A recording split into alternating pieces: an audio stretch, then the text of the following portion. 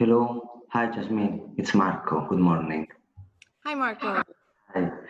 I am wondering how can I start the video? Is it me or it should be you to authorize me?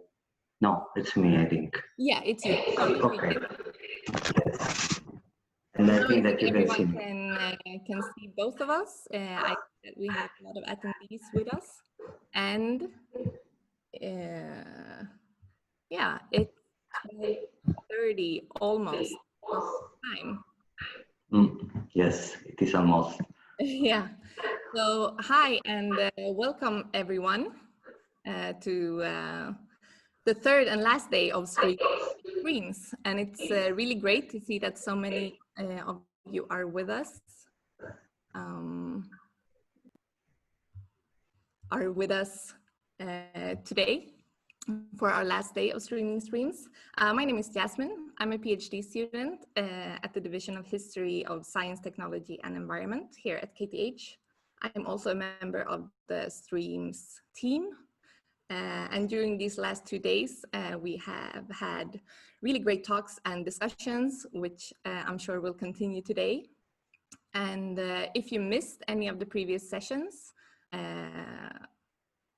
or if you want to listen to them again, don't worry, because all sessions are already uploaded on the meetstreams.com webpage. So there you can find all of them. So that is meetstreams.com. And before we start, I will just go through some of the practicalities. So we use the chat function for general comments or introductions, and you can post your affiliations and so on. And make sure that you choose the option all panelists and attendees. And then for questions to our panelists in the different sessions, we use the Q&A function that you find at the bottom of your Zoom window. And there you can post your question, but you can also vote on other people's questions. So we can democratically rank the different questions that will be posed to the panelists.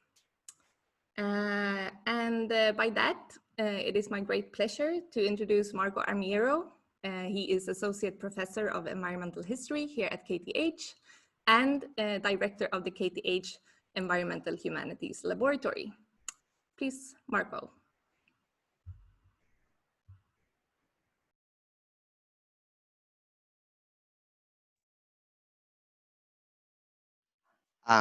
Okay. Can you hear me? Now we can hear you. Okay. Yes, I was saying proudly director of the Environmental Humanities Laboratory. Anyway, thank you very much, Jasmine, for this introduction. Welcome everybody to this third day of the trailers of streams. My name is Marco Armiero. I am the director of the Environmental Humanities Laboratory here at KTH, and I am also the president of the European Society for Environmental History. I should also add that I am one of the co-organizers, or perhaps I should say of the co-conspirators of streams. And if you have followed the previous days, you have already met my dear colleagues, Berker Sorlin and Sabine Willer, who have been open the previous 2 days. So together with Sabine Sverker, we have been the main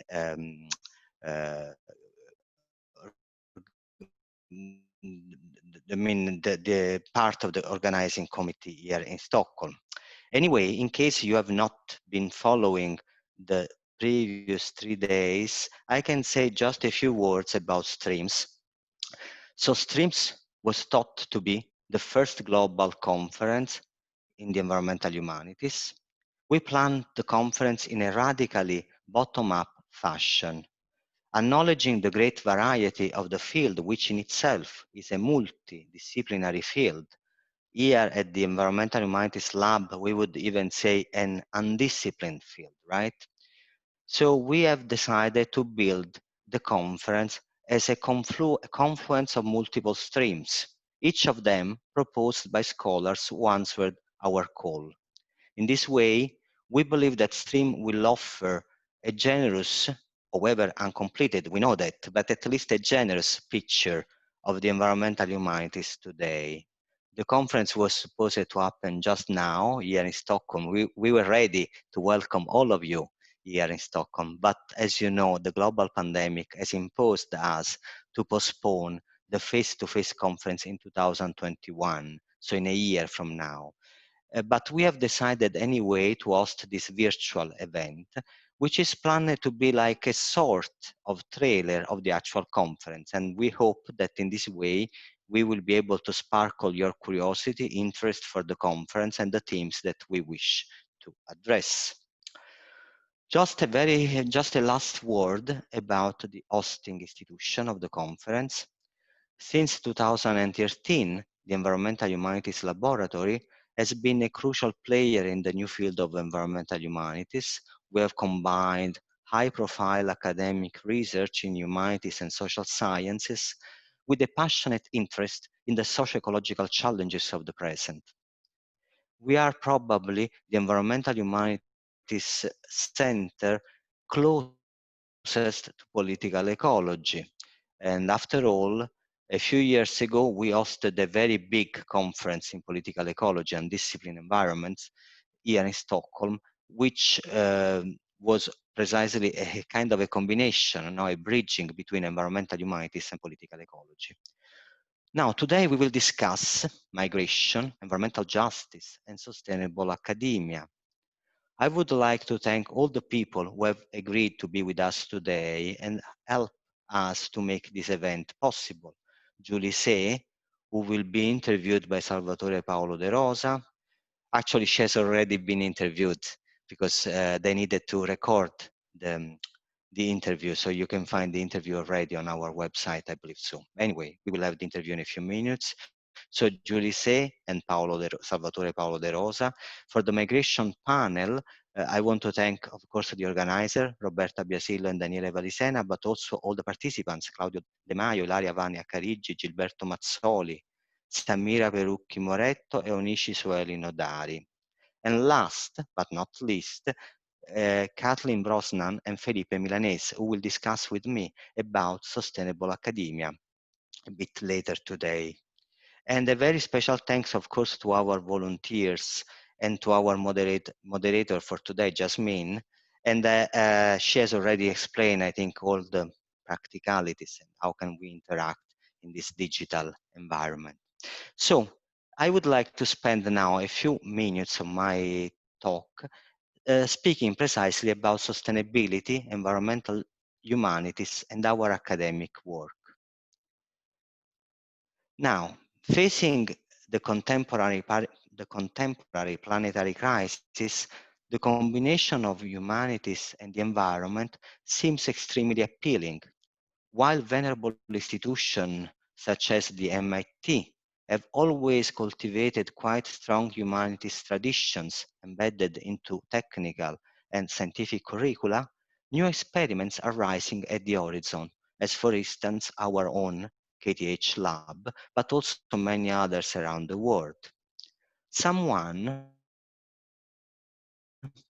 has argued that the environmental humanities could also be named sustainable humanities. And I am referring here to Stefanile Manager and Foot, an article published in 2012, but also Griffiths in an article published even before that in 2007. The invention of the environmental humanities and their convergence with sustainability studies discourses seems a blessing for disciplines that, I don't want to be too harsh, but for disciplines that were destined to irrelevance, if not extinctions. We all remember, I think, the very famous saying by the former president of Florida, one of the Bush family, who said once, "Do we really need another anthropologist?" Right? So through this, and I don't have any special quote from President Trump, but I might be wrong, but I am assuming something on the very similar on the same kind of reasoning.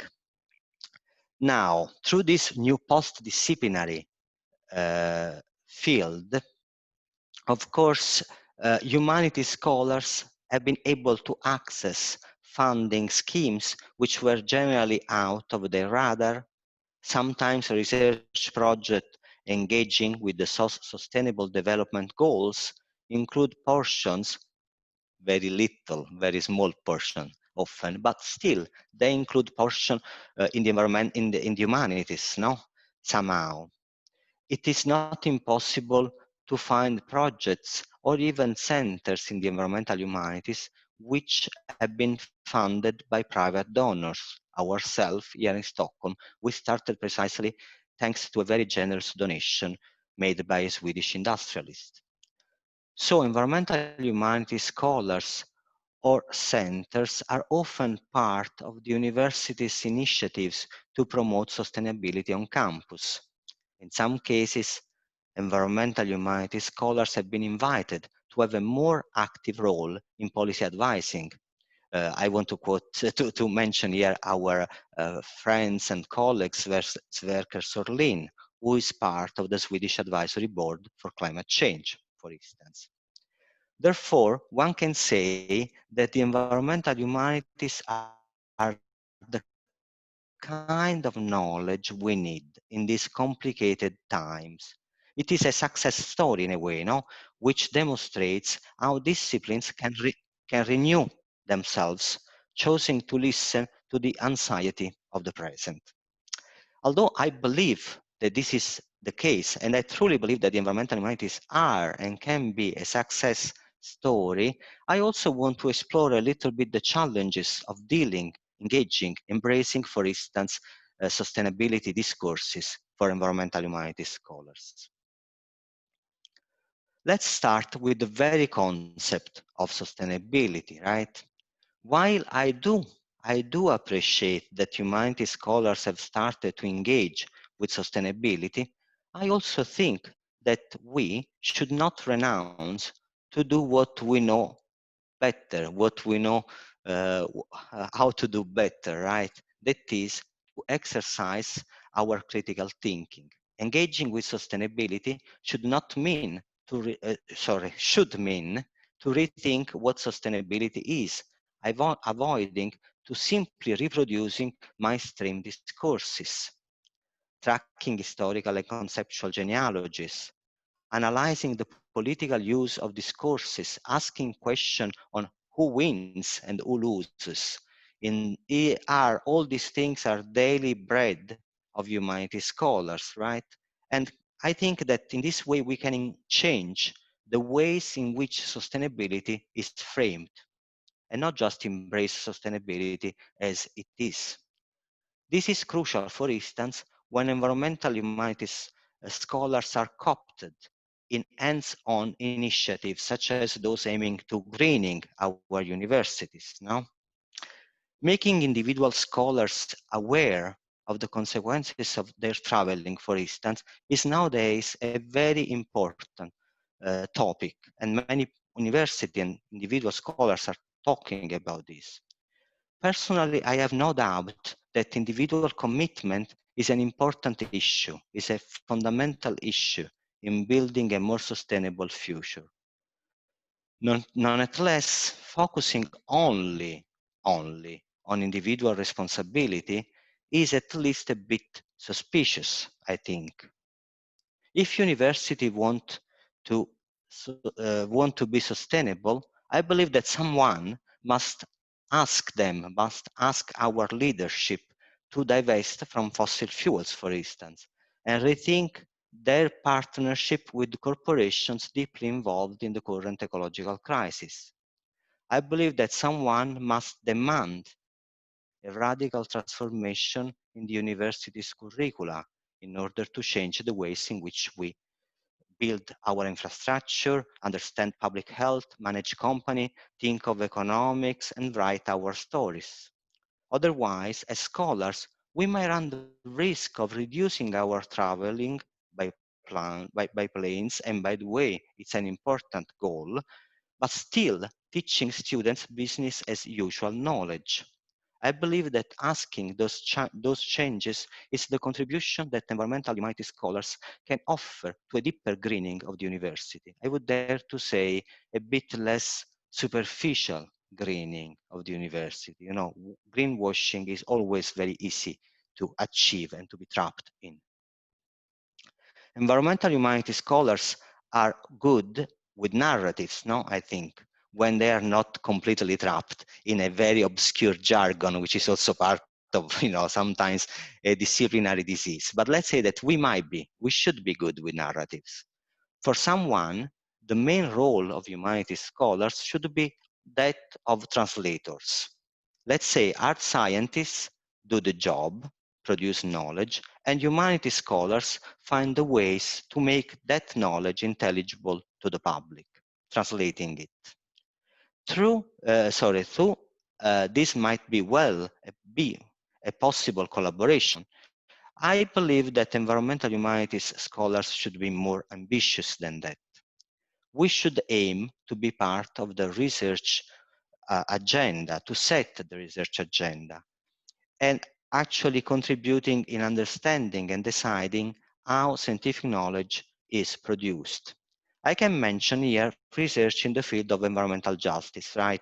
We will discuss about it a lot, I think, this day later on, right? Uh, Exploring environmental justice implies to recognize the plurality of subjects producing knowledge, the conflict between different regimes of truth. And I would like to mention the conversation we had yesterday with Dipesh Chakrabarti, who said precisely that we humanities scholars, we strive on disagreements, right? So I was saying the different regimes of truth, and also the need to mobilize various methodological tools in order to excavate into the intricacies of socio-ecological issues. From toxic storytelling to popular epidemiology, from urban planning to chemistry, environmental justice is one of those fields where a post-disciplinary knowledge is not only highly needed, but shaped in the very practices. And finally, indeed, environmental humanities are fashionable, which means that research in that field can be even fundable. For those who know the difficulties to find support for humanities research, this will not seem at all a trivial problem. While I do not share at all a certain snobbish, I would say elitist attitude that theorizes the need to keep separated scientific research and issues of funding, I don't think this is actually a good strategy. I still believe that humanities scholars should contribute bringing ethical and power issues at the forefront of this debate. This means, of course, to evaluate which kind of sponsorship is appropriate to accept. I am not completely sure that we can have a very big, fossil fuel corporation naming a sustainable center in our university. It would be a bit absurd, but it's happening. So this means that we need to evaluate the kind of sponsorship, but also we need to be self-reflexive about the kind of consequences that the grant-seeking game might bring with it.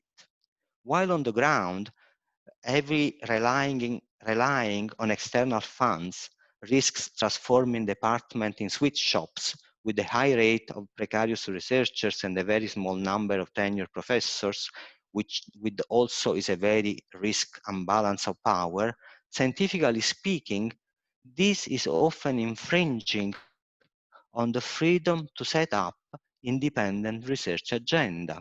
Looking for funds, it is not rare that researchers censure themselves, designing research proposals which they believe are easily fundable. So let me, and I am concluding here, let me be very clear. Sustainability is a very broad umbrella. Everyone is pro-sustainability nowadays, which means most likely that unfortunately this does not mean anything.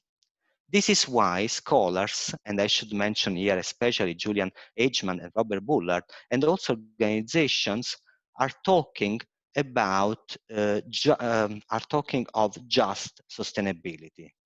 So not just sustainability, but just sustainability, stressing the need to combine sustainability and social justice.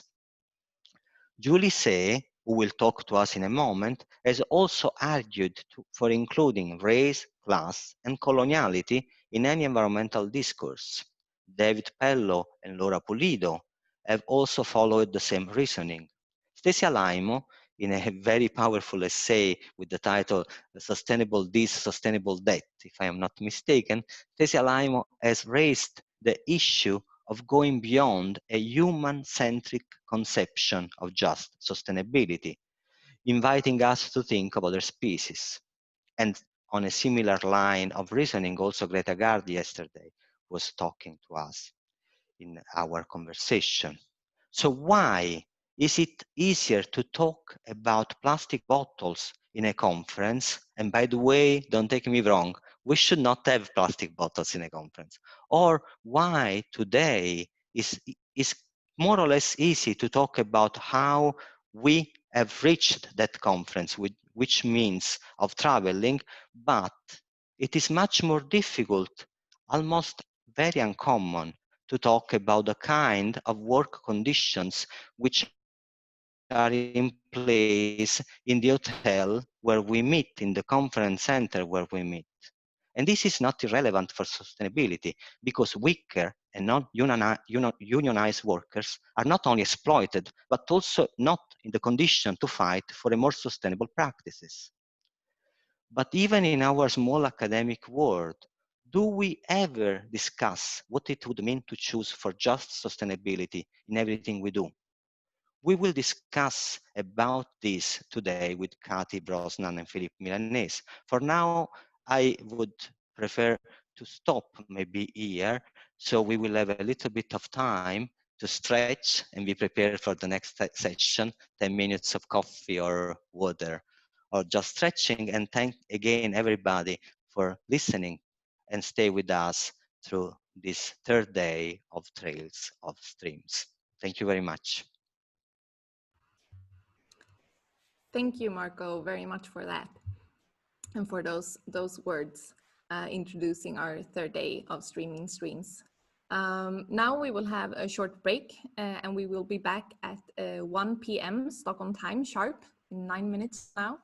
And then we will listen to the conversation with Professor Julie C. and Salvatore Paolo Di Rosa.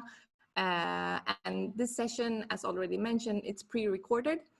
So it won't be able to have a live interaction with our panelists, but we still encourage you to use the comment and the Q&A function, because we will forward this to Professor C afterwards. So please continue to interact and use those functions. And then after that, at 2 o'clock, we are back live. So have a stretch and see you back at 1 o'clock.